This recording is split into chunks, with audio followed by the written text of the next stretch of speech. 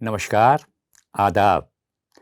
मध्य प्रदेश उर्दू अकादमी की जानिब से मुनक्किद गमक में आज हम आपके सामने पेश कर रहे हैं नाटक नदी प्यासी थी। जी, नदी प्यासी थी। डॉक्टर धर्मवीर भारती की कविताओं पर आधारित ये नाटक है, नदी प्यासी थी। दोस्तों, संस्कृति संचालनालय की सफल कोशिश है गमक, जिसमें रोज कलाकार आपके सामने नई नई पेशकश देते हैं। इस शानदार कोशिश के लिए हम शुक्रगुजार हैं संस्कृति मंत्री मोहतरमा उषा ठाकुर साहिबा के।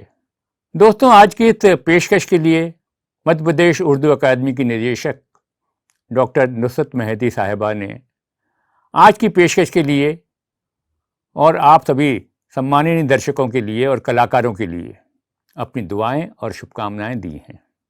आज का नाटक नदी प्यासी थी। लेखक हैं डॉक्टर धर्मवीर भारती, डायरेक्टर हैं सरफराज हसन साहब और प्रस्तुति है यंग थिएटर फाउंडेशन ग्रुप।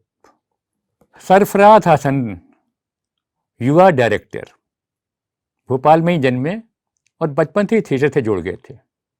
उनका पहला ड्रामा था मंत्रिमंडल और डायरेक्टर थे इरफान सौरभ साहब। उसके बाद वो रंगमंडल भारत भवन से जुड़े, वहाँ कई सारे नाटक किए उन्होंने और उसके बाद बहुत बड़ा इत्तेफाक हुआ, वो जुड़े हबीब तनवीर साहब से, यानी नया थिएटर ग्रुप से। लगभग 14 साल वो हबीब साहब से जुड़े और कई सारे नाटक उन्होंने किए। कई सारे नाटकों की उन्होंने वहाँ ट्रेनिंग ली, बारीकियाँ सीखी। उसके बाद उन्होंने अपना ग्रुप बनाया, यंग थिएटर फाउंडेशन। 35 से अधिक नाटक वो कर चुके हैं, जिसके 250 से अधिक शो हो चुके हैं। उनके चर्चित नाटक हैं मंजी, आम आदमी की आत्मकथा, युद्ध, कंजूस, मुझे अमृता चाहिए और आदर्श घोटाला। उन्होंने कई टीवी सीरियल्स में भी एक्टिंग की है, स्टार प्लस हो, सोनी हो, सब हो। उनका जो सबसे फेमस सीरियल रहा वो था जमुनिया। चलिए बात करते हैं आज के नाटक की। नाटक नदी प्यासी थी। जी, नदी प्यासी थी। डॉक्टर धर्मवीर भारती की कविताओं पर आधारित ये नाटक नदी प्यासी थी। इसका नाट्य रूपांतर आज हम आपके सामने पेश कर रहे हैं।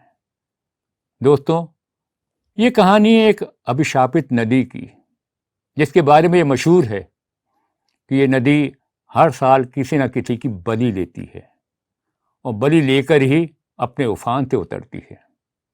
ये नाटक इंसानी सोच की जद्दोजहद दिखाने वाली कहानी है।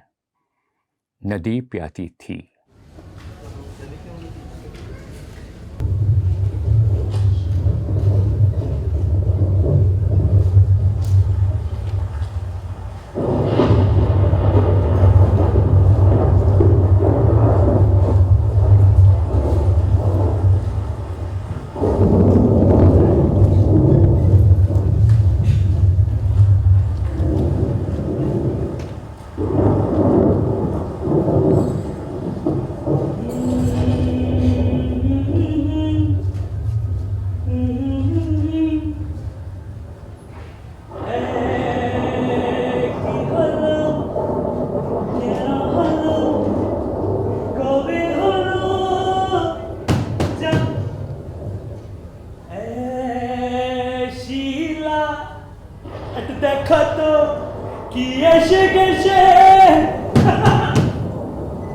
बाबा आता है, तोड़कर अंदर आ जाएगा क्या?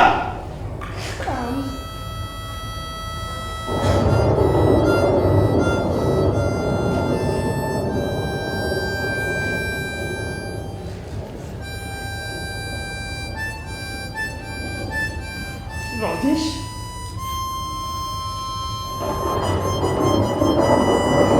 राजेश, चलो चलो आराम कर।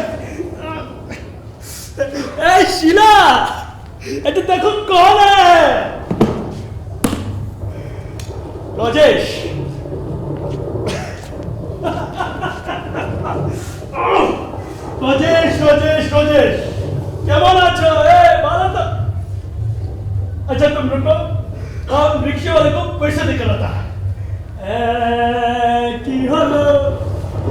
কেন হলো কবে হলো জানি না শুরু হলো শেষ হলো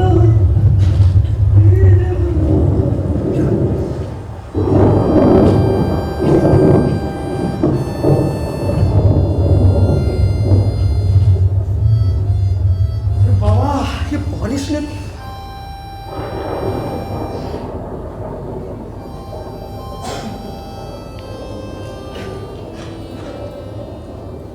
कैसा है ठीक है बस अच्छी अच्छा ठीक है तुम कैसा है इससे तो अच्छा है। ए राजेश तुमको पता है 3 दिन से तुम्हारा इंतजार हो रहा है तुम्हारा बहुत ही तो तुम्हारा देखा करने के लिए भीषण व्याकुल था वो हम समझाए उसको नहीं तो उसने पूरे घर को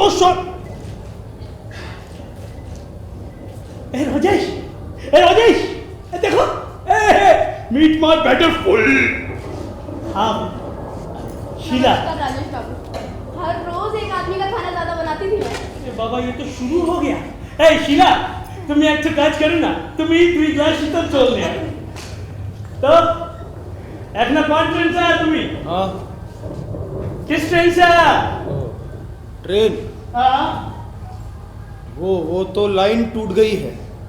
कि मैं तो स्टीमर से आया हूँ। स्टीमर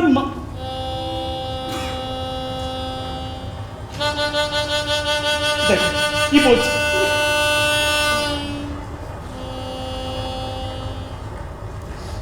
डूबते डूबते बचकर। इतनी भयंकर बाढ़ में आप नदी पार करके आए हैं। सचमुच आप बिल्कुल वैसे ही है जैसा ये बताते थे। क्या बताते थे शंकर? हाँ तुम्हारा बौदी तो तुम्हारा देखा करने के लिए वैसे ही व्याकुल था जैसे बच्चा लोग उन पिलाप के लिए होता है और आपको भी नदी उतना ही भाला लगता है भला बताइए नदी के रास्ते से आप लोग ए शीला तुम एक काज करो make one more cup of T जल्दी से बना के लाओ। जल्दी से नहीं खूब देरी से बनाना देर वाली तो हाँ और ठीक भी है अच्छी ठीक है बनाती हूँ। जाओ ताड़ी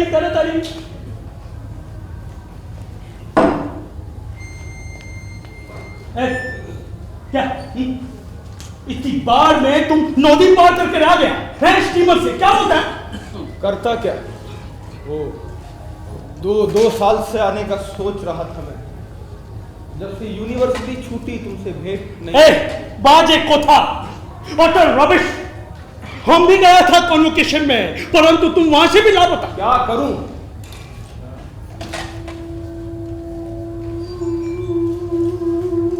पता नहीं क्या हो गया है मुझे।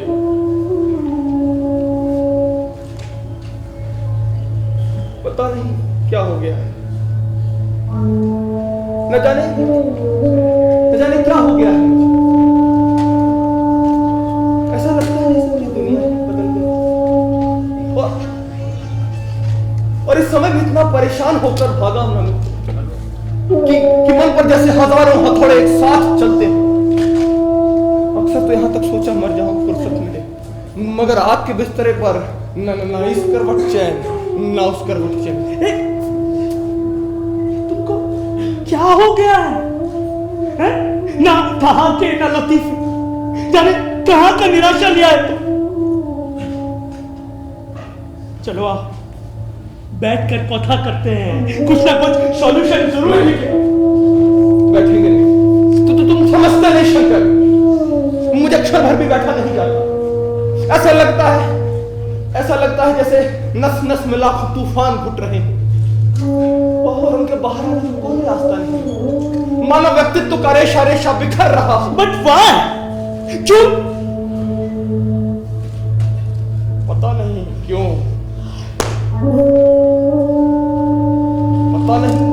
जी रहा हूं। कोई अर्थ नहीं है ना तेरे जीने का शंकर।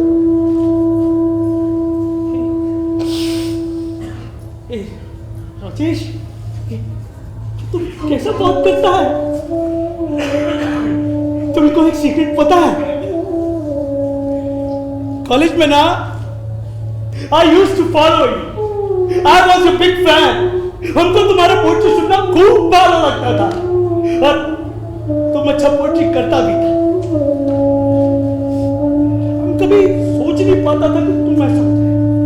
अरे भावुक खान था, जिंदगी अम्मा की ठीक कर दिया, और तुम जो अपने मन को कितना कंट्रोल करता था। लेकिन मन की नदी का बांध टूट गई। और फिर तो इतनी भयानक बात आई, मित्र की जान कितनी मान्यताएं टूट गई, कितने संस्कार उखड़ गए, और धार इतनी तेज थी मित्र कि पांव तले की धरती तक बह गई। न पांव तले रेत, न सर पर आकाश। जाने किस दुनिया में यह खूंखार नदी खींच लाई है मुझे। जाने क्या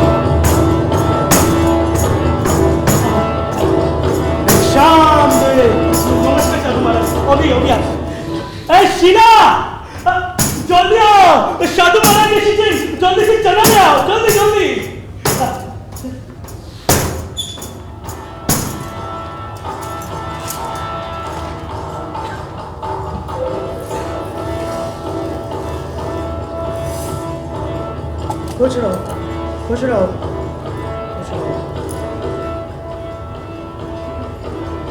ये क्या है? चना है। प्रत्येक बाड़ी ये लोग चने की भिक्का मांगता है। क्यों?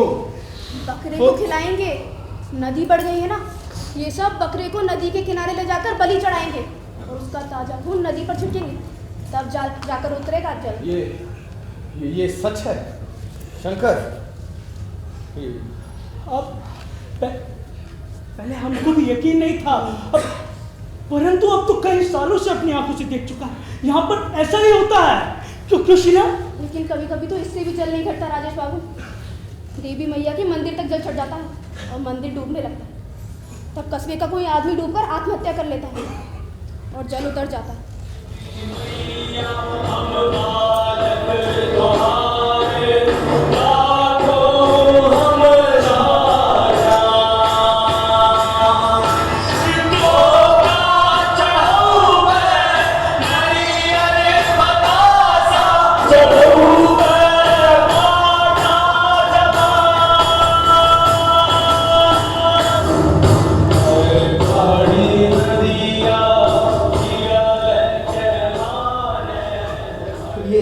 ये सच है।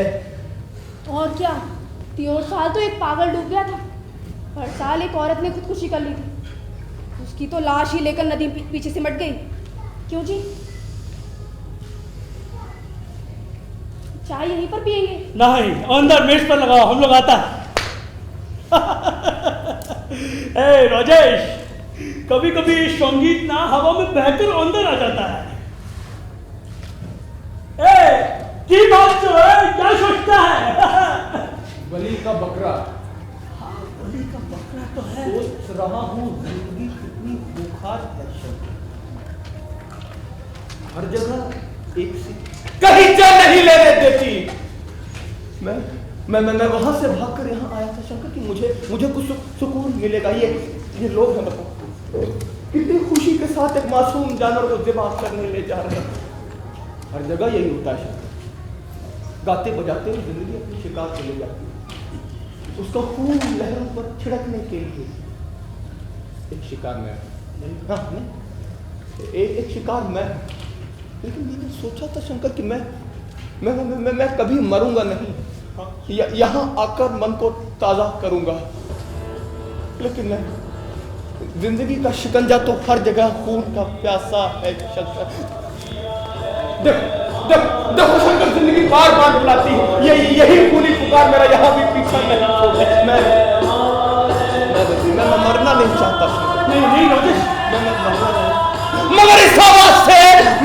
पीछा छुड़ाओ शंकर, इस आवाज से,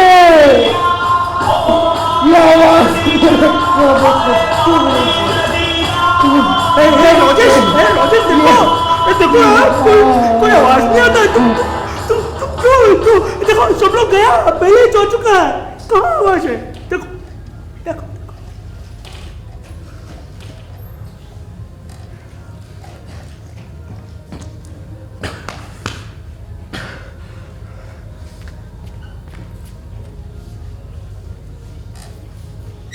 तुम बताएगा तुमको हुआ क्या?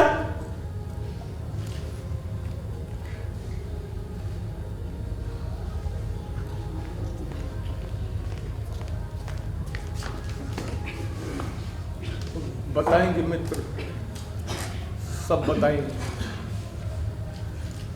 पहले कुछ दिन थोड़ा आराम कर लूं। बहुत दिन से सोया नहीं मैं शंकर। मैं कुछ दिन यहाँ रह सकता हूँ? कैसी बहुत करता है ये तेरा ही बाड़ी है। तुमको जितने दिन रहना है रहो ना, खूब आराम करो, खूब घूमो फिरो, अब खूब बहुत जगह घूमो, अपनी मनमाफिक किताबें। ए राजेश, किताबें पढ़ो, किताबें। देखो पूरा टेबल भर रखा है। राजेश किताबें पढ़ो, कितना किताब पढ़ना है तुमको, पढ़ो ना। हाँ शंकर, किताबें तो हैं, टेनिसन टेस्ट,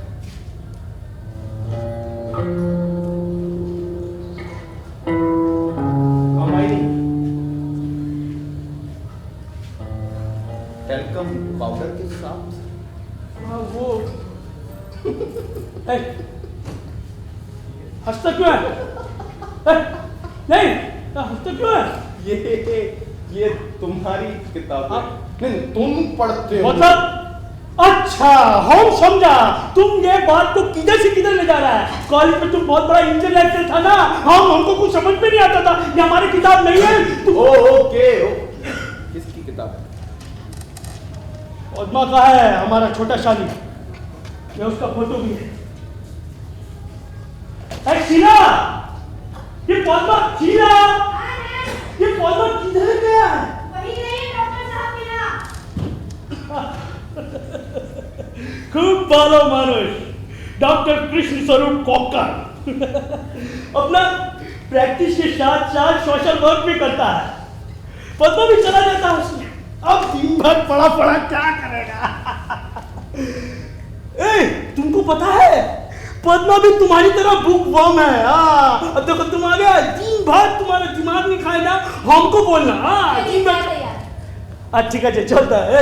पद्मा अभी तक नहीं आई, पता नहीं कब तक आएगी। अरे एखने आसते हवे, तुम भी ना हाथ धो के पीछे पड़ जाता है। अरे जवान लड़का लड़की है, कुछ घूमेगा फिरेगा।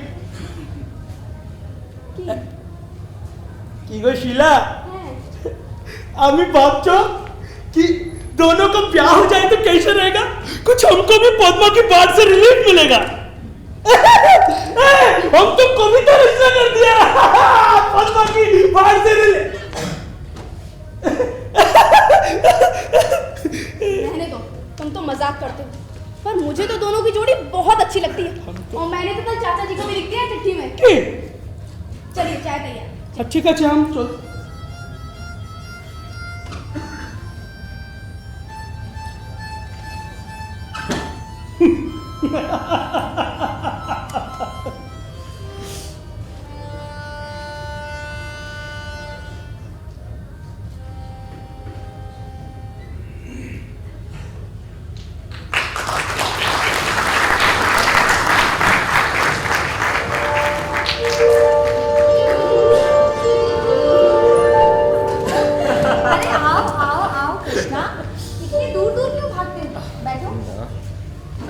आज दीदी और जीजा जी स्टेशन गए अपने एक दोस्त को रिसीव करने के लिए। सुना है कि बहुत बड़े लेखक हैं। अच्छा लेकिन पद्मा, दरअसल मुझे देर हो रही। आज बाढ़ रिलीफ कमेटी की मीटिंग भी है और मैं उसका सेक्रेटरी भी हूँ ना। अच्छा, ऐसा क्या काम करते हैं आप लोग? हम लोग सोशल वर्कर हैं। जो लोग बाढ़ में फंस जाते हैं उन्हें निकालते हैं, बेघरवालों की मदद करते हैं और जो बाहर फंस जाते हैं उनको भी बचाते हैं। ओफो, खूब निकालते होंगे आप। अरे जरा से पानी में तो उतरा नहीं जाता, तुम क्या किसी को खाक निकालो? ये हेलो, मैं तैरना जानता हूँ, तुम्हें यकीन नहीं? अगर आज कल भी भरी नदी में कूद जाऊं ना तो डूब नहीं सकता। और यदि कोई ऐसी बांध में फंसा हुआ जिसे डूबकर ही बचाया जा सके तो? अगर क्या करूं? डूब ही जाऊंगा तो बचाऊंगा कैसे पता? तुम भी ना बच्चों जैसी बातें करती हो। यही बात तो आप नहीं समझते डॉक्टर बाबू, कि बिना डूबे आप किसी को बचा ही नहीं सकते। किसे? किसी को भी, मसलन मुझे। पद्मा, तुमने इतनी बातें करना कहाँ से सीखा? तुम एक काम करो, मुझे लिटरेचर पढ़ा तो कम से कम तुम्हारे जैसे बात तो कर सको। कितनी कुशल हो तुम बात करने।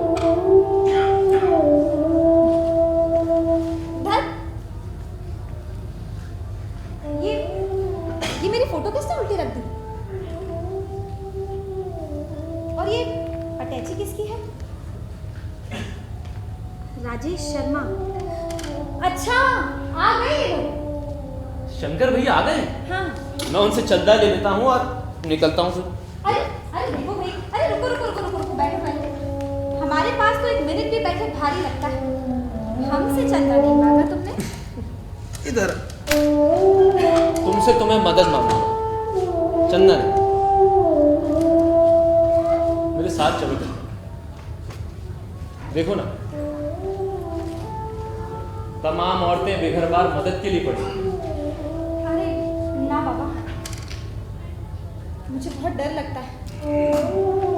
पिछले हफ्ते ही गई थी बाढ़ देखने के लिए, रोते रोते हमारी आंखें सूज गई। कृष्णा, हमारी आंखें बहुत कमजोर हो गई, एक चश्मा दिला दो प्लीज। ठीक है, दिला दो। अच्छा हाँ, तुम्हें एक बात बताना तो भूल ही गई। अरे बैठो भाई बैठो। एक्चुअली ना दीदी ने चाचा जी को चिट्ठी लिखी तुम्हारे बारे में। और तो सब ठीक है, लेकिन हम लोग सारस्वत हैं और तुम लोग कक्कड़। अच्छा जी, तो अब सारस्वत और कक्कड़ हम लोग कितने सुखी होंगे ना पद्मा। अब ये ठीक है कि मैं तुम्हारी तरह भावुक नहीं, इंटेलेक्चुअल नहीं, लेकिन पद्मा हम दोनों एक दूसरे की कमी पूरी करें। हाँ कृष्णा, मैं कविताओं में डूबी रहती हूँ, रस छंद अलंकारों में खोई रहती हूँ, लेकिन इन कवियों और लेखकों से मुझे बहुत डर लगता है। 1/3 तो इनमें भी भिखारी होते हैं, 1/3 पागल और 1/3 सखी संप्रदाय के।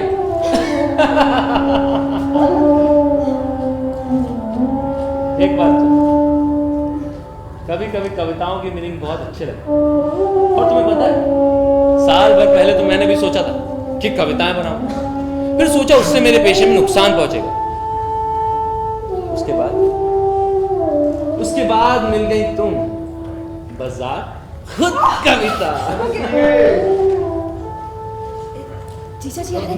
कभी लगता है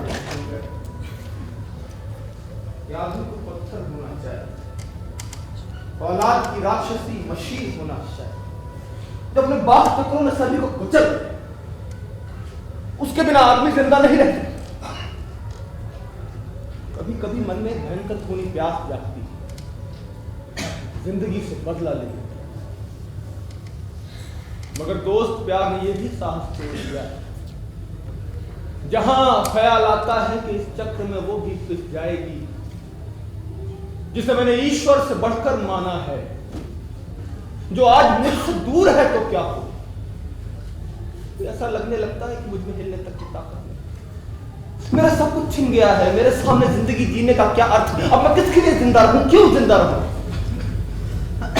तो सोचता हूं क्यों मरूं, तो जिंदगी ने फूल बनकर न रहने दिया तो कांटा बनकर रहूं, लेकिन रहूं जरूर।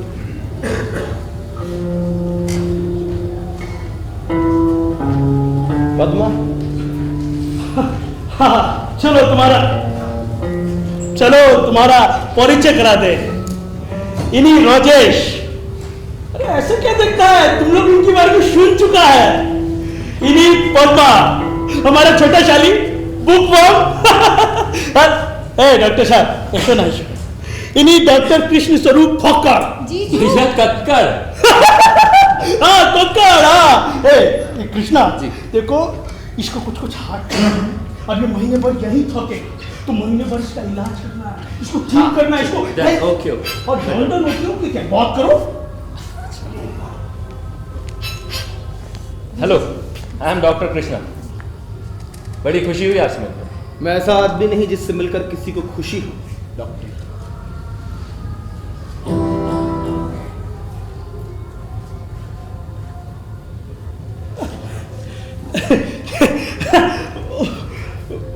वो व्यापार की दृष्टि से बोलता है, उसको एक मरीज मिला ना, इस वजह से बोलता है। अभी अच्छा, नमस्ते। कृष्णा है। अभी तुमसे कुछ वसूलने आया हूं। एक अभी घबराए क्यों जाते हो डॉक्टर साहब, हमने नुस्खा लिख दिया है, तैयार हो जाए। शर्मा गया। भाभी वो सब छोड़ो, कहा और ये लिखो। क्या लिखो, कुछ हमको पता चलेगा। भैया वही बाढ़ रिलीफ कमेटी का चंदा। हाँ तो उससे मांगो। राजेश जी, राजेश जी कुछ आप भी सहयोग दीजिए चंदे में। राजेश, अच्छा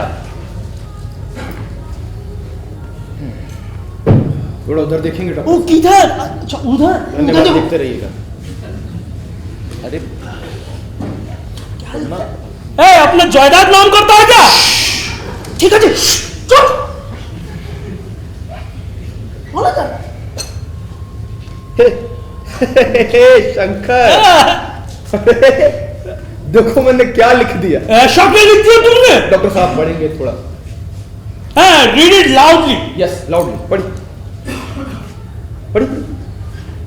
जब आदमी के सामने जिंदगी की दिशाएं धुंधली पड़ जाए,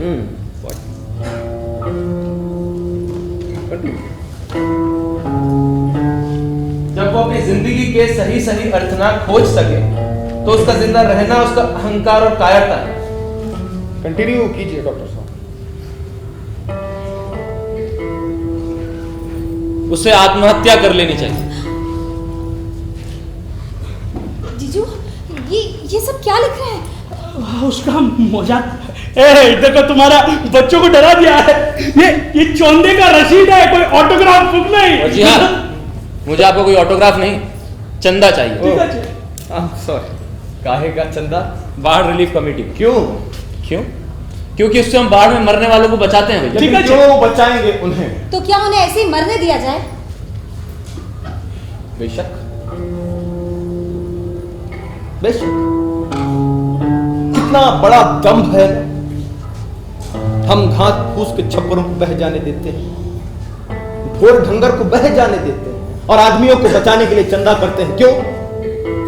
क्या ये आदमी किसी भी माने में घास फूस और ढोर ढंगर से बेहतर होते हैं? कभी नहीं डॉक्टर, ये लोग कीड़ों से भी बदतर हैं, और इनका जिंदा रहना दुनिया के लिए अभिशाप है और इनके लिए यज्ञ। फिर इन्हें क्यों मरने दिया जाए शंकर? मैं जब कभी सोचता हूँ कि धरती पर करोड़ों आदमी माँ कीड़े रेंगते हैं और नार की जिंदगी बिताते हैं, तो मेरा मन गुस्सा से भर जाता है। ये हम सब क्या है हमारी जिंदगी के माने, बताएगा कोई मुझे? करोड़ों साल से हम लोग सितारों की छाह में धरती पर अपने पद चिन्ह बनाते चले आए हैं, मगर हैं हम सभी कीड़े के कीड़े। हमारा अस्तित्व मिट जाए तभी अच्छा, और मुझे अफसोस होता है कि ये बाढ़ इतनी कम क्यों आती है। मन के जमाने में जल प्रलय क्यों नहीं आता? इंसान की जिंदगी का नाम निशान क्यों नहीं खत्म हो जाता? कीड़े फूल मरने के लिए बने हैं सब। तो क्या दया और सहानुभूति कुछ भी नहीं? कैसी बातें कर रहे हैं आप Rajesh ji? This is British. दया का कम ब्रिटिश होती है डॉक्टर साहब। तो ये अभी उस बलि के बकरे को देखा था। देखा हमने देखा। दया हमारे व्यवहार का महज वो अंश है जिसमें हम बकरे को फूल माला से लादते रहते हैं, उसके पांव पड़ते रहते हैं। डॉक्टर साहब, दो चेहरे हैं हमारे, एक वो जो हम दुनिया को दिखाते हैं, वो है दया, वो है ममता, स्नेह, प्रेम का चेहरा। और एक वो जो हम खुद देखते, वो है क्रूरता, वो है घृणा, हिंसा, प्रतिशोध का चेहरा। और यही जिंदगी की असलियत है मेरे दोस्त। दया करके, प्रेम करके हम हमेशा जिंदगी की असली क्रूरता को ढकने की कोशिश करते रहे। गलत है ये। असलियत ये है कि जिंदगी क्रूर है, जिंदगी कुरूप है, घिनौनी है, और आदमी नहीं बदल सकता उसे। अरे मर जाना चाहिए आदमी को, खत्म हो जाना चाहिए।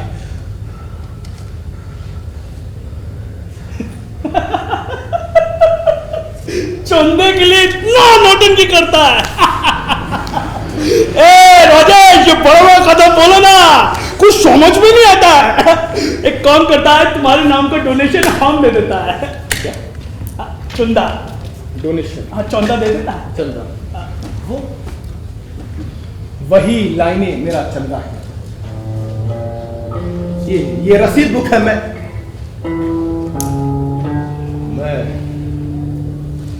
ये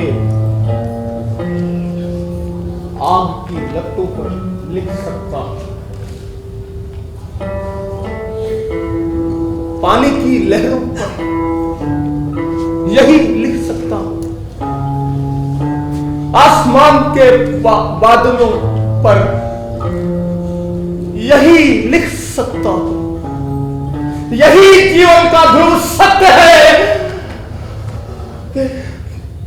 कह दो आदमी से शंकर की वो मर जाए, क्योंकि आज तक उसकी दिशाएं अस्पष्ट है, धुंधली है। आदमी की दिशा आदमी की दिशाएं धुंधली है शंकर, उसे मर जाना चाहिए, खत्म हो जाना चाहिए। धुंधली है आदमी की दिशाएं। कृष्णा जी, तुमको पता है, ये बहुत अच्छा, बहुत बड़ा लेखक है, बहुत अच्छा दोस्त है हमारा। इसको हाँ, अब प्लीज, मैं जानता हूँ क्या। हाँ भाई, आप प्लीज बैठिए। मैं जानता हूँ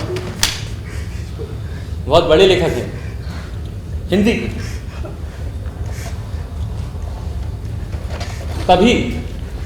तभी ये न्यूरोटिक है भैया। यू नो, मानसिक रोग है बता।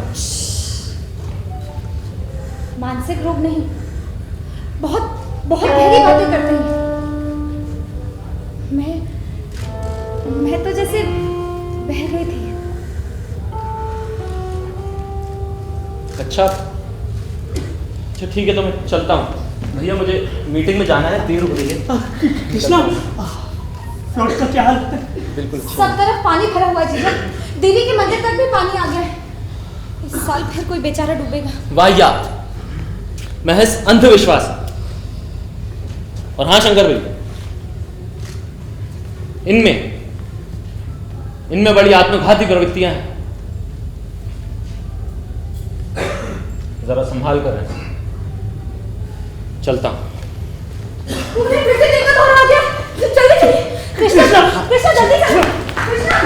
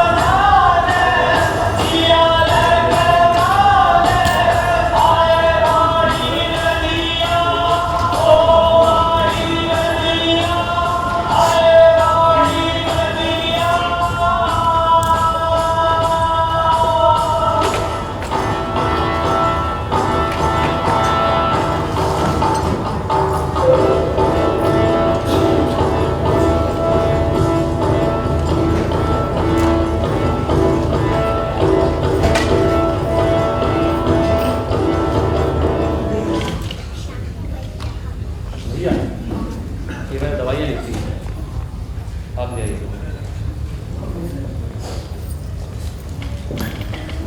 कैसे राइटिंग में लिखा है तुमने? भैया डॉक्टरों की राइटिंग ऐसी ही होती है। तो तुम तो पढ़ा लिखा डॉक्टर है। ये पूरा ठीक है, अच्छा हम लाता ठीक है।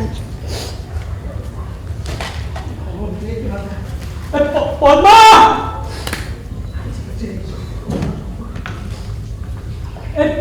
शीला, पद्मा किधर है ये?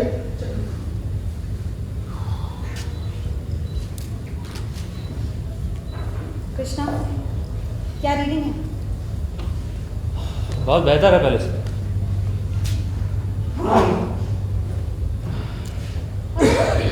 वो राजेश जी के लिए है, मैं तुम्हारे लिए दूसरा बना देती हूँ। 10 दिन में आधा मर्ज चला गया पता। देखो सुनो तुम, हमने सब कुछ परिवर्तित किया।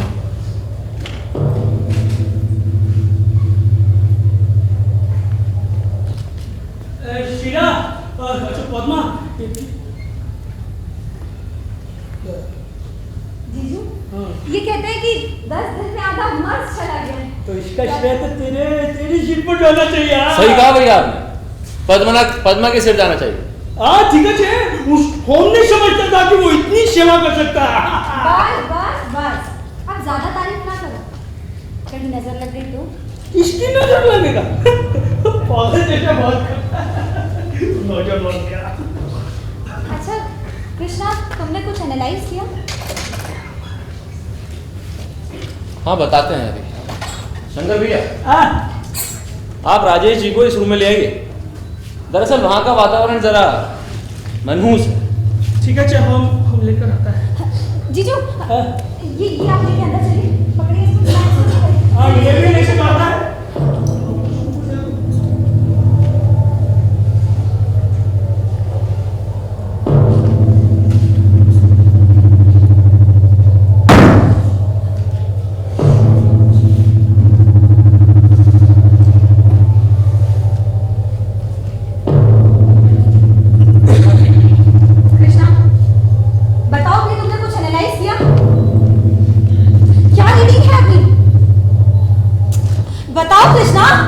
डॉक्टर से ज्यादा तो शायद तुम मरीज के बारे में जानने के लिए आतुर हो पद्मा।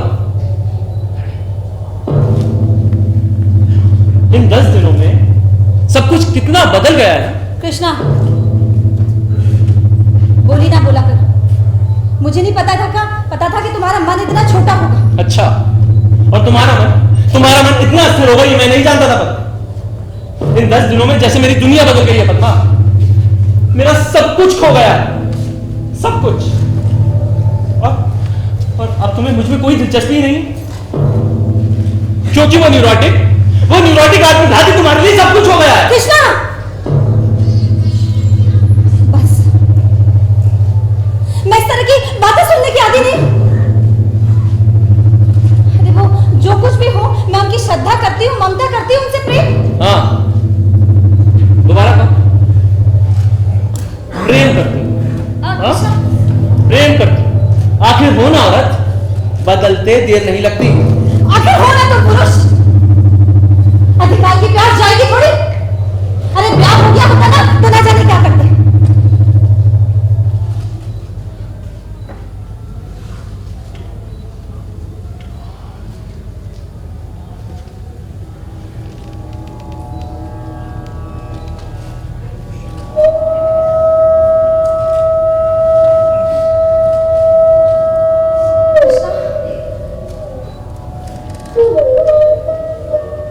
कृष्णा,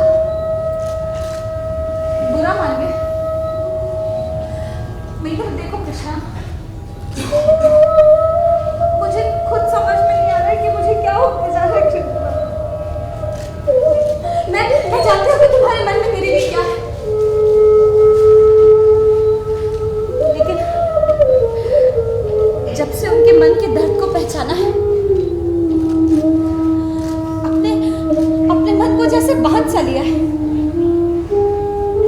ऐसा लगता है उनके दर्द का एक एक जर्रा मेरे सारे व्यक्तित्व, मेरे सारे प्रेम से बड़ा है। कृष्णा,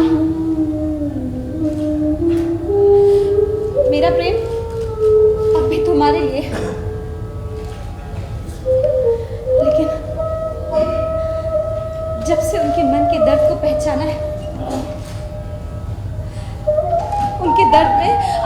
मेरी वजह से जरा से भी कमी हो सके तो मेरा पूरा जीवन सार्थक हो जाएगा कृष्णा। मेरा यकीन करो कृष्णा कि मैं उनसे प्यार नहीं करती, लेकिन कृष्णा उनकी आंखों में इतनी अंधेरी गहराइयां हैं कि उनमें झांकते हुए मुझे डर लगता है।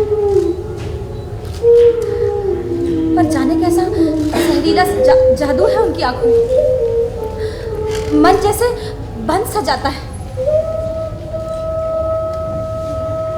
कभी कभी तो अपने ऊपर बड़ा गुस्सा आता है कृष्ण, और जब वो नहीं संभल पाता तो वो तुम पर उतर जाता है। तुम ही बताओ कि मैं क्या करूं कृष्ण। बस कुछ दिन और उनकी सेवा करने दे दो, फिर तो वो यहाँ से चले ही जाएंगे। तब तक कि मैं जानता हूं मैं बहुत नीरस हूं पद्मा, तुम्हारे योग्य नहीं,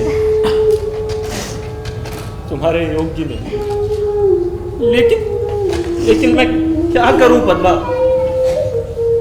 क्या करूं? अगर मेरी जिंदगी में कोई है जिसकी वजह से मैंने कुछ ऊंचाई पाई है तो वो सिर्फ तुम हो पद्मा, सिर्फ तुम। खैर जाने दो कृष्णा, तुम्हारी इन्हीं बातों से मेरा मन भर जाता है कृष्णा। तुम बताओ कि मैं क्या करूं कृष्णा। पद्मा तुम रो मत, आओ बैठ, चुप हो। तुम जैसी भी हो मुझे स्वीकार होगा। काश कि तुम समझ पाते। खैर जाने दो। अच्छा तुम मुझसे राजेश जी के बारे में पूछ रही थी पद्मा। वो दरअसल इसलिए आत्महत्या करना चाहते हैं, इसलिए मरना चाहते हैं कि उन्हें वो लड़की उन्हें ना मिल सकी जिसे वो पाना हासिल करना चाहते थे पद्मा। कृष्णा जी, उन्हें इतना नीचे ना घसीटो कृष्णा। अरे तो तुम्हारी पूजा से तो ऊंचे हो नहीं जाएंगे ना पद्मा। तुम्हारी व्याख्या से वो इतने नीचे नहीं गिरेंगे। उन्होंने मुझे सब बता दिया था, तुमसे पहले बता दिया था। उन्होंने बताया था कि उन्होंने और कामिनी ने निश्चय किया था कि वो कभी भी एक दूसरे के साथ में नहीं रहेंगे, प्रतिदान ना लेंगे। अपने प्रेम से एक दूसरे के व्यक्तित्व को संभालते हुए चलेंगे कृष्ण। लेकिन अब कामिनी धीरे धीरे मुरझा रही है और वो खुद को रोक ही नहीं पाती कृष्ण। उनके सामने जिंदगी जीने का सिर्फ एक अर्थ था, और अब उनका जीवन निरर्थक है कृष्णा। वो अब जीना नहीं चाहते। जिस गहराई से वो सोचते हैं ना, तुम समझ भी नहीं सकते। तुम तो समझती हो ना? हाँ समझती, और तुम्हारे इस तरह बोलने से मैं डर नहीं जाऊंगी। अरे जिस ऊंचाई से वो सोचते हैं ना, तुम सोच भी नहीं सकते। कभी नहीं सोच सकता, और ईश्वर ना करे कि मैं वहां से कभी सोचूं भी। अरे औरत जो एक शाम को बदल सकती है, जो एक पल में पराई हो सकती है, उसके पीछे मैं आत्महत्या नहीं कर सकता। मैं आत्महत्या नहीं कर सकता। कृष्णा मेरी बात सुनो, कृष्णा।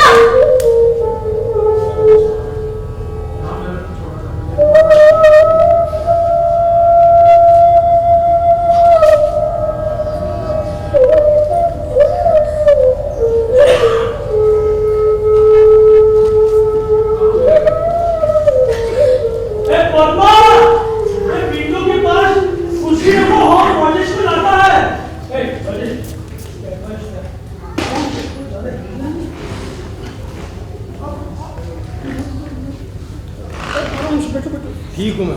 हाँ हमको पता है तुम कितना ठीक है, बाबा जैसा हो गया है, दाढ़ी बढ़ा लिया। हम कह रहे ए शीला, जल्दी से शीशी लेके जाओ, हम डिस्पेंसरी होकर आता है। ए पद्मा, हम डिस्पेंसरी।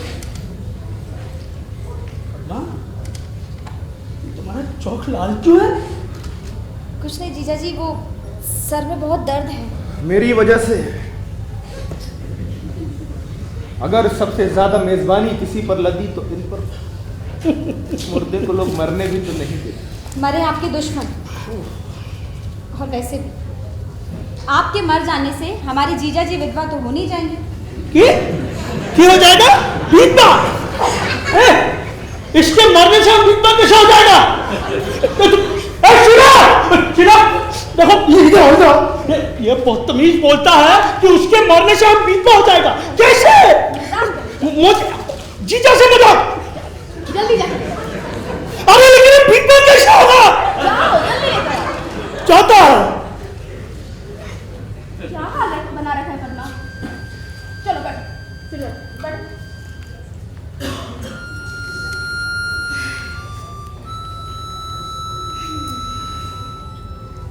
राजेश बाबू, अब आप भी शादी कर लो। ये सब तो हर एक की जिंदगी में चलता रहता है। शादी कर लो, बिखरा हुआ मन बन जाएगा और फिर धीरे धीरे सब कुछ ठीक हो जाएगा। क्षमा कीजिएगा भाभी, क्या इतना प्रायश्चित काफी नहीं? ठीक ही तो कह रहे हैं राजेश बाबू। शादी कर लीजिए।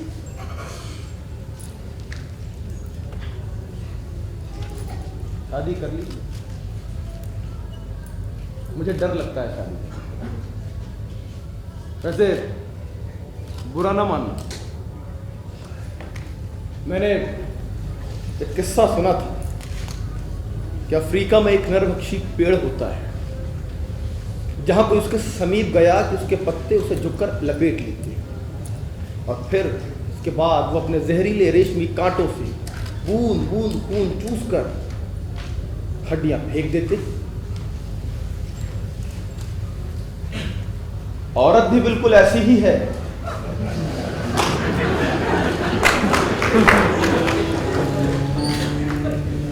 किसी भी जीनियस को देखते ही अपनी बाहों में कस लेती है और फिर व्यक्तित्व को बूंद बूंद फेंक देती है उसे। अच्छा, तो इसका मतलब आपके मित्र का व्यक्तित्व मैंने खत्म कर दिया। जाइए जनाब, अगर मैं ना होती तो। जी जी, वो जीनियस के बारे में बात कर रहे हैं। जीजा जी कहाँ के जीनियस हैं? तो फिर ये किसी जीनियस लड़की से शादी कर ले। एक मिनट भी, क्या कहा आपने? जीनियस लड़की? जीनियस लड़की?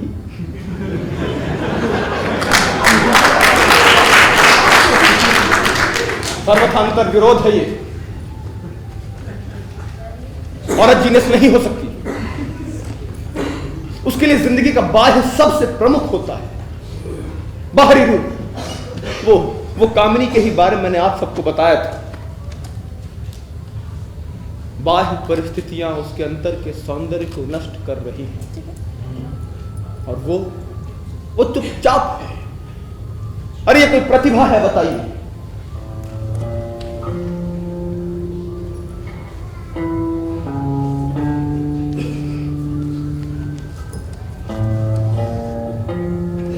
प्रतिभा विद्रोह करती है,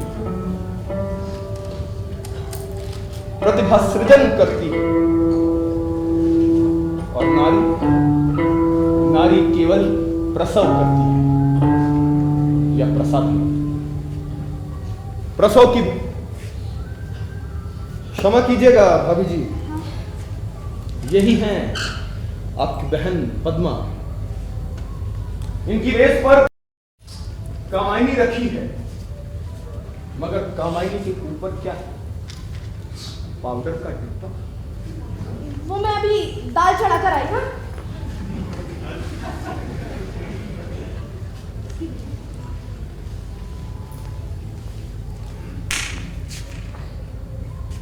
अरे ये क्या?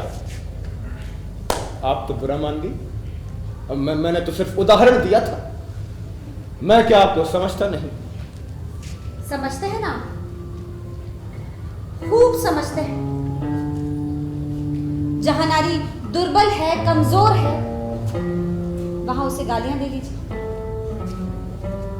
लेकिन जहाँ नारी ममता लुटा देती है, अपना सब कुछ लुटा देती है, वहां भी आप लोग बोलने से नहीं चूकते। गलत समझिए आप पद्मा जी, मैंने क्या आपको समझा नहीं? अरे आप ही ने तो मेरी जान बचाई। देखिए, आप होंगे आप, मैं तो तुम हूं। तुम? ठीक ठीक, हाँ ठीक, तुम ही सही पद्मा, मगर तुम इतनी ममता से बात न किया करो। तुम नहीं समझती कि प्यार में मिलने से मन में घाव होता है, लेकिन एक घाव और होता है जो प्यार मिलने से बुरी तरह कसक उठता है। तुम क्यों इतनी ममता बढ़ा रही हो? मैं खुद नहीं जानती, मुझे क्या होता जा रहा है मुझे नहीं पता। जाने कैसा मंत्र सा छा गया है मुझ पर। ऐसा लगता है जैसे मैं अपने आपे में ही नहीं। लेकिन ये बुरी बात है। जानती हूँ कि ये गलत बात है, लेकिन शायद आप नहीं जानते कि आप मेरे लिए क्या हो गए। मेरी जिंदगी का अर्थ मेरे सामने खुल गया। एक छाया थी जो बार बार सपने में आती थी, मैं उसे पुकारती थी और वो चली जाती थी।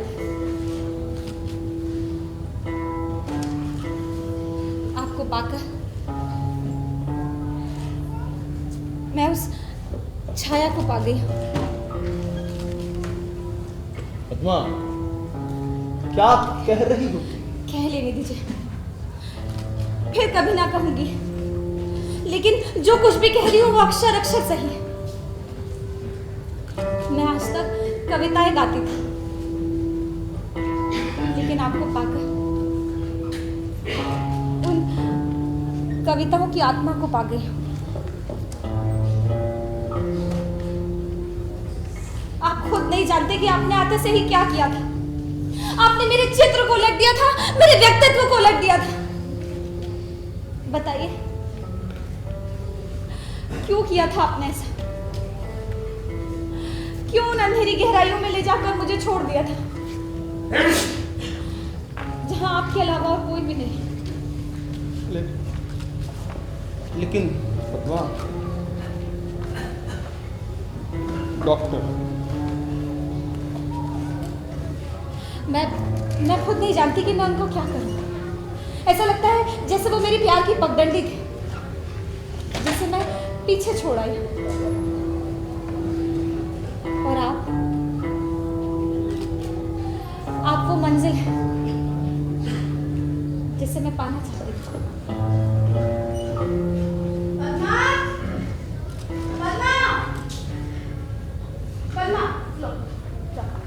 जल्दी जाकर ये कपड़े धोबी को देखे जाओ, जल्दी जाओ। और राजेश बाबू, आज शाम को नाश्ते में क्या खाएंगे आप? आज शाम को नाश्ते में कुछ नहीं, चाहे जो बना दो। मूंग का हलवा अच्छा लगता है आपको? राजेश, और कृष्णा। नमस्ते भाभी।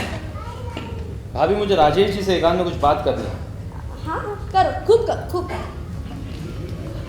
क्या है डॉक्टर, कहिए।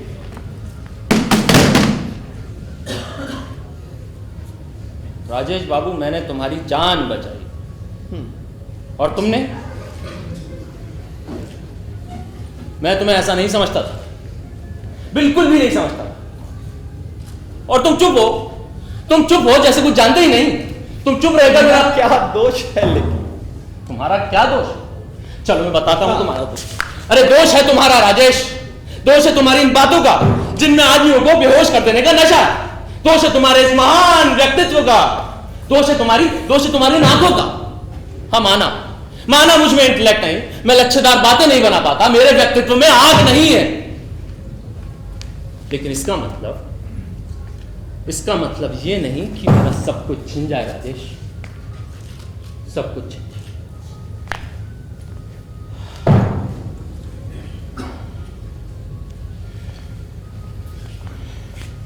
राजेश, तुमने ही हमारी जिंदगी में कांटे बोए हैं। तुमने ही ये जहर घोला। जहर जहर।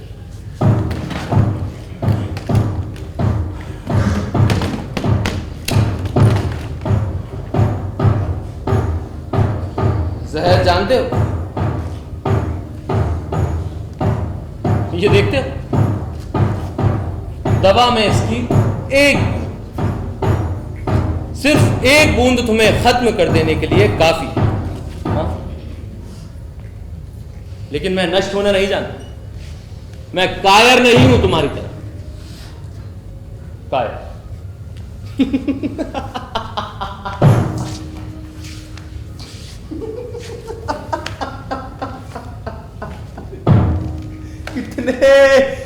कितने मेहरबान हो कृष्णा तुम। अरे इसी दवा की तो मुझे तलाश है। काश कि तुम समझ पाते कि कितनी बेचैनी है इस हृदय में। अरे कब से मैं धधक रहा हूं। मैं खुद तुम सबकी जिंदगी के बीच से हट जाना चाहता। अरे मुझे नहीं रहा मोह किसी का जिसे प्राणों से बढ़कर प्यार किया, अपने प्राणों से बढ़, जब उसी ने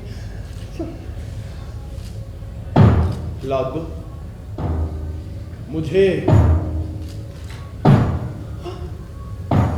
मुक्ति दो कृष्णा। मुझे मुक्ति दो कृष्णा। नहीं नहीं राजेश, राजेश, राजेश, राजेश छोड़ो मुझे। देखो कृष्णा, ये मैं क्या करूं? देखो मुझे मैं तुम्हें ये शीशी नहीं दे सकता। दे दो। नहीं राजेश, मैं तुम्हें ये शीशी नहीं दे सकता। राजेश मेरे पास मत आओ। राजेश, राजेश, कृष्णा।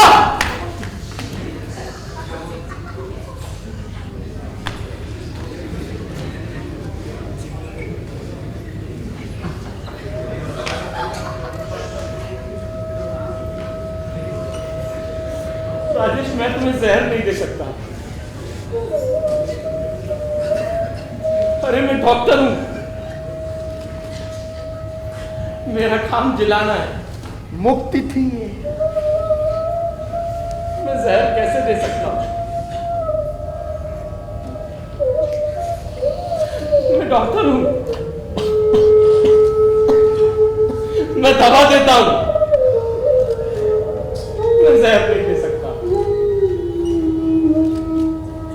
ये मेरे हाथों क्या होने वाला?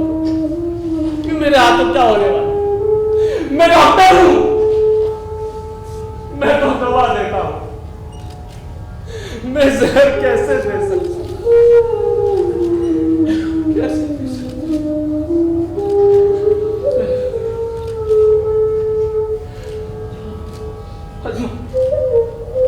मैं डॉक्टर, तुम्हारा डॉक्टर कृष्ण, तुम्हारा डॉक्टर कृष्ण। काश कि तुम समझ पाती कि मैं जीनियस नहीं, जीनियस नहीं। मैं तुमसे बहुत प्यार करता हूं।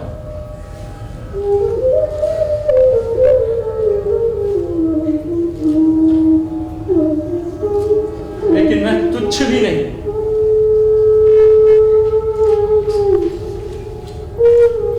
कोई भी तो मुझे नहीं समझता। मैं समझता हूं डॉक्टर। नहीं कृष्णा देखो, मुझे मैं नहीं समझता। नहीं, मैं समझता हूं। देखो कृष्णा,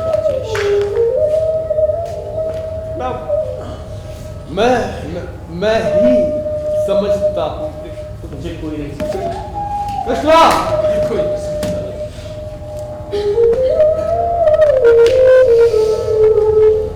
कितना तुच्छ हूं मैं।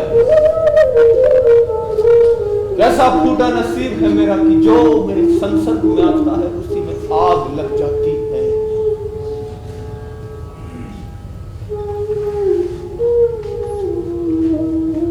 जिंदगी का कुछ अर्थ नहीं रहा मेरे सामने। एक प्रेतात्मा की तरह जिस भी वातावरण में रहता हूं वही अभिशप्त हो जाता है। मौत, हाँ मौत। मौत में इतनी तकलीफ तो नहीं होगी, इतनी उलझन तो नहीं होगी। अरे जिंदगी तो मुझे नीच साबित करने पर तुली है। अब मैं जा रहा हूं, मुझे कोई नहीं रोक सकता। ये दुनिया मेरे लिए बहुत छोटी है और ये जिंदगी बहुत सकरी। जाना होगा मुझे।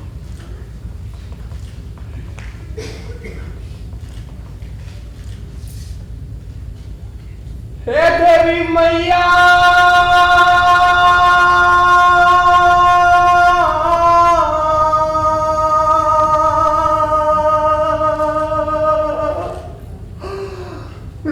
बालक तोहार हम राखम हम राधा तो का चढ़ऊ बैठ नरियर बतासा चढ़ऊ बैपा जवा चढ़ऊ बैपाठा जवा हाय बाढ़ी नदिया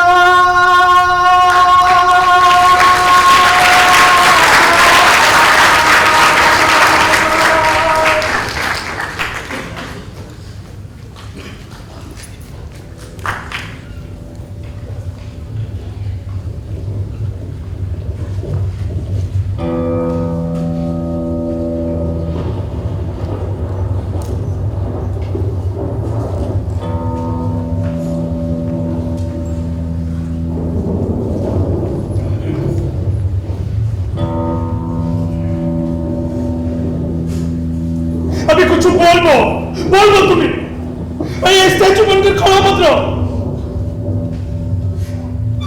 जब तुम्हारा गलती, हमने तुमको 1000 टाइम्स कहा था कि चाहे आसमान फट पड़े राजेश को अकेला मत छोड़ना, पर तुम्हारी बात सुनता। हाँ, तुम हमारी बात सुनेगा कहां से? तुमको अपनी गॉसिप से फुर्सत मिले तब ना। दिन भर पुरो निंदा, पुरो चर्चा, पुरो निंदा, पुरो चर्चा, गॉसिप गॉसिप गॉसिप करना बस तुमको।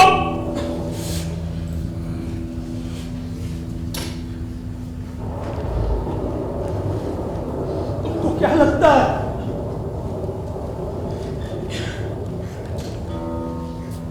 अगर राजेश को कुछ हो गया तो हम किसी को पेश दिखा पाएगा क्या अपना? जीजा जी, कुछ पता चला? कुछ नहीं। पुलिस स्टेशन में जांच किया, जाल छुड़वाया, मल्लाहों से बोला, स्टेशन पर जांच किया, मुझे कुछ पता ही नहीं चलता। मैं तो काट कर जल्दी अंदर शिफ्ट करूंगा।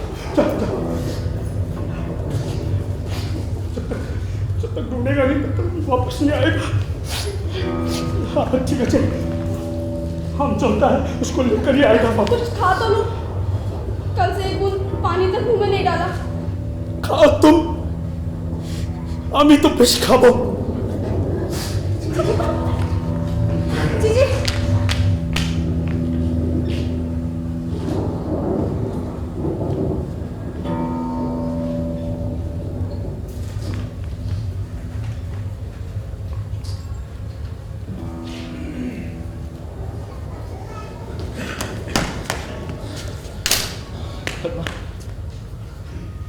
पद्मा कुछ पता चला? तुम रोती क्यों हो पद्मा? शांत रहो, सब ठीक होगा। क्यों किया ऐसा? क्यों किया?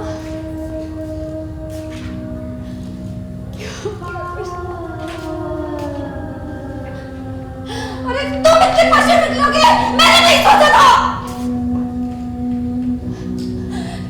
क्यों किया कृष्णा?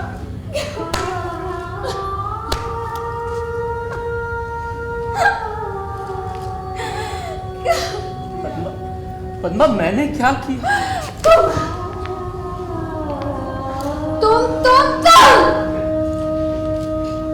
ये देखो, ये देखो, मुझे क्या मिला है? तुम्हारे दवा खाने की है ना ये शीशी? हाँ। तुम आए थे उस वक्त। मैं ये अभी दीदी को दे सकती हूँ, अभी पुलिस में बता सकती हूँ। नहीं पद्मा, तुमने मार डाला कृष्णा?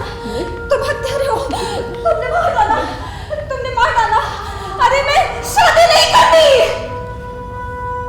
पर तुमसे इतना भी बर्दाश्त नहीं हुआ कृष्णा। पद्मा मेरी बात तो सुनो। फिर किस कलेजे से दी होगी उनको ये शीशी? हत्या?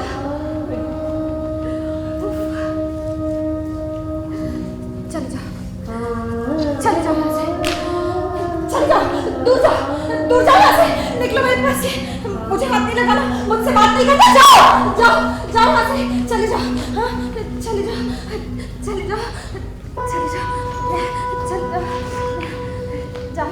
चले जाओ, आई तो नहीं आना। पद्मा सुनो।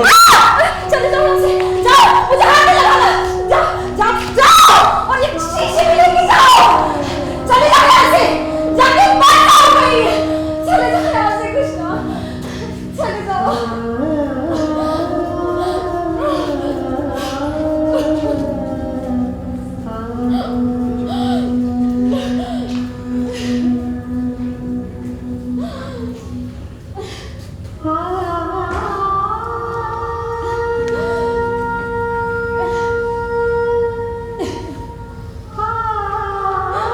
मुझे कोई नहीं समझता, मुझे कोई नहीं समझता।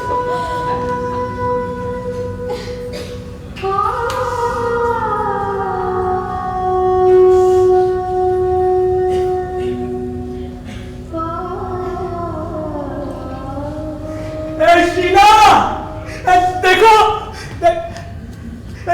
अंदर ले। पद्मा, देखो कौन आया, देखो तो।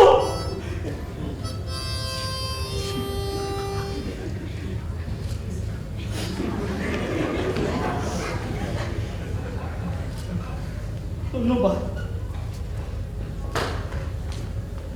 वाह राजेश बाबू, आपने तो परेशान कर डाला। अगर आज आप ना आते तो आपके भैया तो मुझे तलाक ही दे देते। अरे इसी उम्मीद से तो लौट रहा था कि शायद तलाक दे दिया।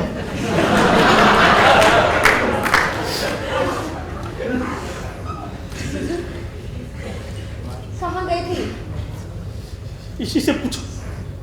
मैं- जल्दी से इसके लिए दूर करूँ। मैं इसी गाड़ी से घर जाऊंगा, लेकिन पहले डॉक्टर से सलाह ले ले। नहीं, अब मैं रुक नहीं सकता। एक अरे दिन- कृष्णा से एक बार बात तो कर लूं मैं। हाँ पद्मा, जल्दी से इसका टैक्सी जमा और उसमें याद से कुछ रुपए रख देना। अब भी आता है। कहाँ चले गए थे आप? आपको जरा भी ख्याल नहीं आया ना किसी का? गए कहाँ थे आप? अजब सी बात है पद्मा, विश्वास करोगी? मैं गया था देवी के मंदिर डूबने के लिए। क्या? दीदी के मंदिर? तुम जानती हो मैं कितना ऊब गया था अपनी जिंदगी एक भार थी मेरे लिए, और धीरे धीरे वो सभी के लिए भार बन गई। सबकी जिंदगी के बांध मेरी वजह से टूटने लगे। मैं कितना आत्मदंशन बर्दाश्त करता, इसलिए मैंने निश्चित कर लिया कि अब मेरी मौत ही हर उलझन का इलाज है। अरे किसी को भी तो सुख न दे पाया मैं। आप बैठे नहीं। अब मैं ठीक हूं, एकदम ठीक। हाँ, तुम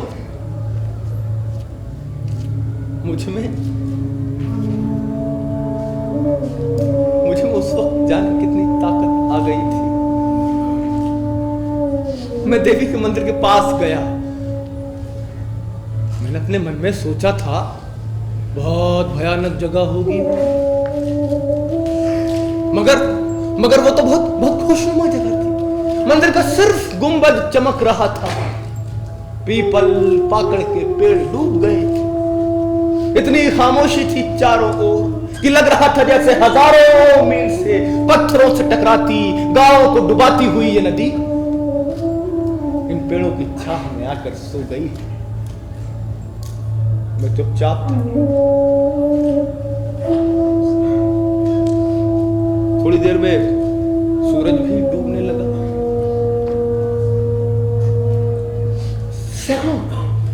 सैकड़ों सिंदूरी बादल पानी में उतर आए और फूल की तरह धीरे धीरे बहने लगे।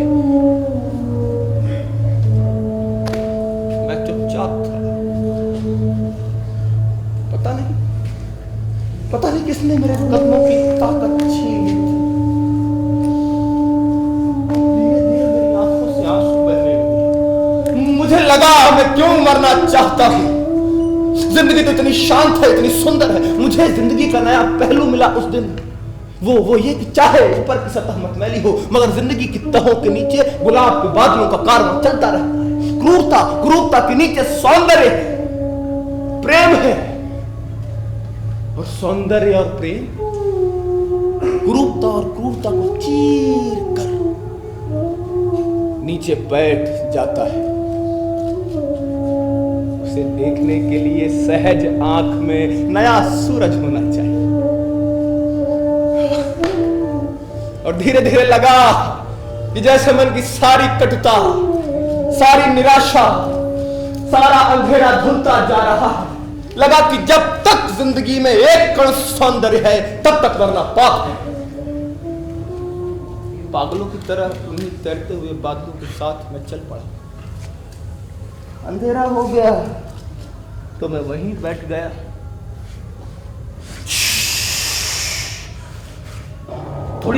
थोड़ी देर में उधर कुछ सियार आए। सियार हट वो लोग किसी लाश को घसीट रहे थे शायद।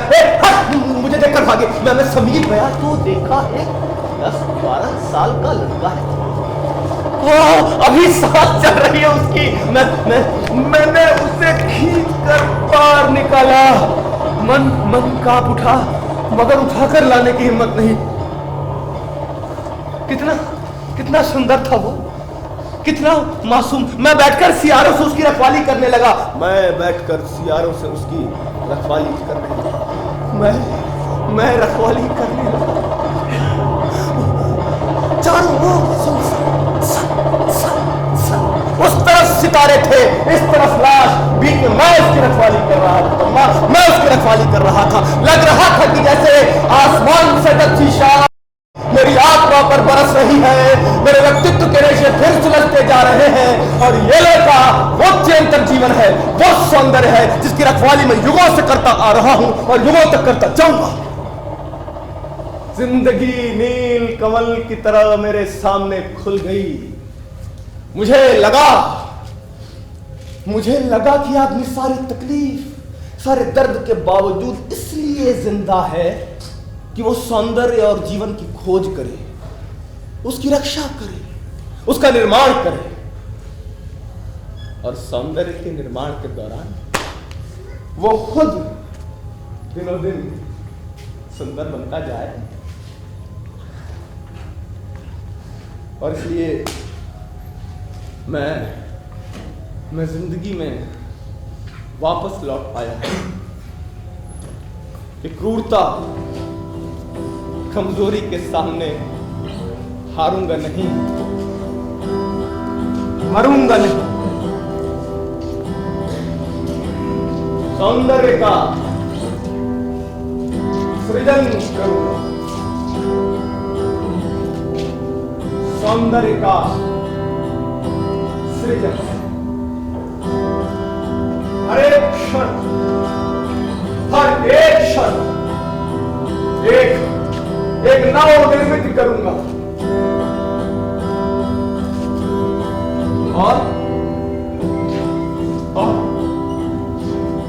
और सुंदर करूंगा।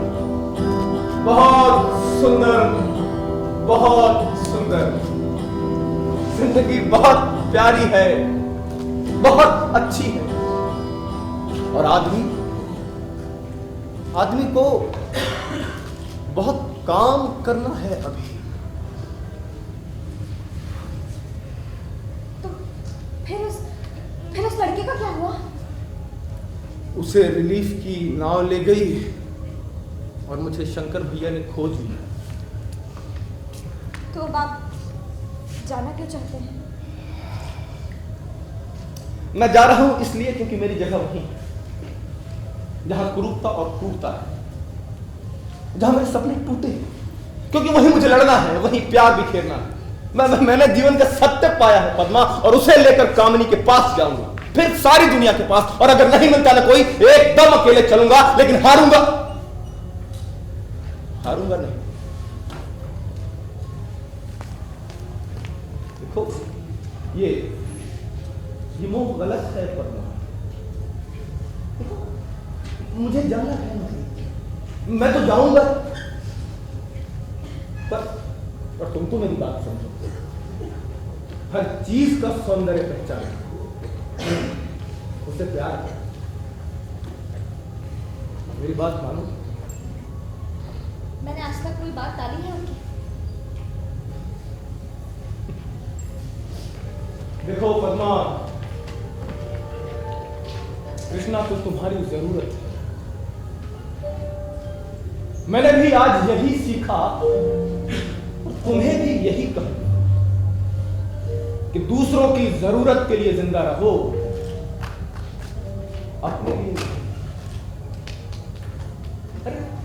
अरे तुमने उससे प्यार किया है, और मुझसे तो तुम केवल मुग्ध रही हो, एक बौद्धिक सम्मोहन मानो। ऐसा नहीं करते पति, उससे समझौता कर लो। उसके पास भाषा नहीं है, भाषा नहीं है उसके पास, मगर हृदय बहुत बड़ा है, बहुत सुंदर, बहुत सुकुमार। उससे समझौता कर लेना, और फिर अपने ब्याह में बुलाओगी हम।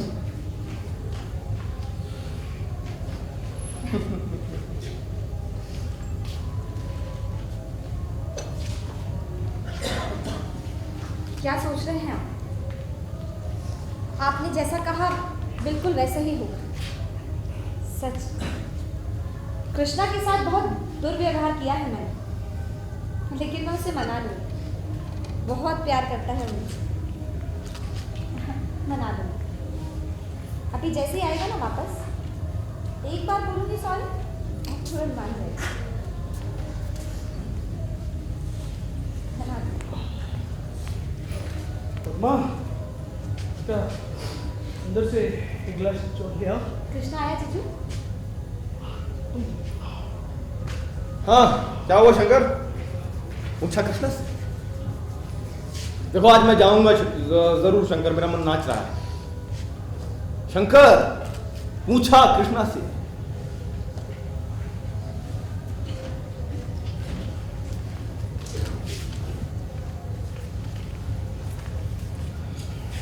जब आदमी के सामने जिंदगी की दिशाएं धुंधली पड़, मतलब कृष्णा मुझसे मिलने नहीं आएंगे? नहीं आएगा। क्यों मिलने नहीं आएंगे? नदी सिमट गया। अच्छी बात है, नदी सिमट गई, पहाड़ उतर गया। अरे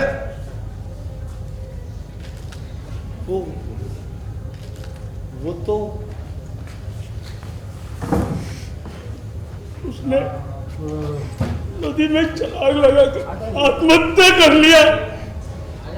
जिंदगी नील कमल की तरह मेरे सामने खुल गई। मुझे लगा कि आज और ठोकर के बावजूद इसलिए जिंदा है कि वो सौंदर्य उसकी रक्षा करे, उसका निर्माण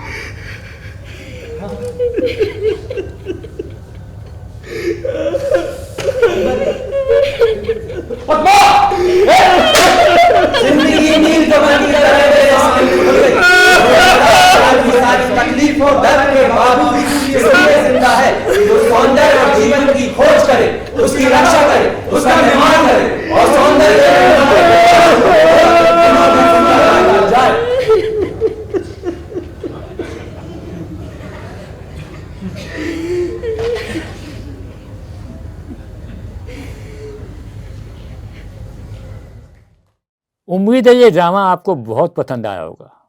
बहुत ही खूबसूरत ड्रामा था, पसंद तो आना ही था।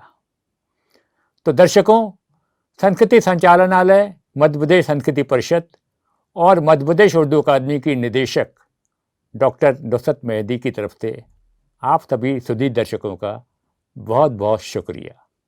उम्मीद है बहुत जल्दी आपसे फिर मुलाकात होगी एक नई पेशकश के साथ। शुभ रात्रि, शब खैर।